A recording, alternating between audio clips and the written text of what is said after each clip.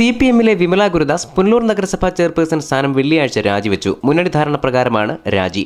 അടുത്ത ഒരു വർഷം CPI പ്രതിനിധിക്കാണ് ചെയർപേഴ്സൺ സ്ഥാനം. ആദ്യ 2 വർഷം CPM-നും 1 വർഷം CPI-ക്കും അവസാന 2 വർഷം വീണ്ടും CPM-നും ചെയർപേഴ്സൺ സ്ഥാനം എന്നാണ് മുന്നണി ധാരണ. നിലവിൽ ഉപാധ്യക്ഷനായ CPI-ലെ VP ഉണ്ണികൃഷ്ണൻ പുതിയ ചെയർപേഴ്സൺ സ്ഥാനമേൽക്കുന്നതുവരെ ആക്ടിംഗ് ചെയർമാൻ സ്ഥാനം വഹിക്കും.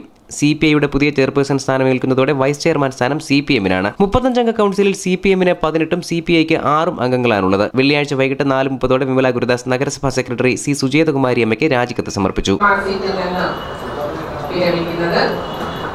ഈ അവസരത്തിൽ ഒരേ മനസ്സോടെ എന്നോടൊപ്പം പ്രവർത്തിച്ച എന്റെ സഹപ്രവർത്തകർ, അതുപോലെ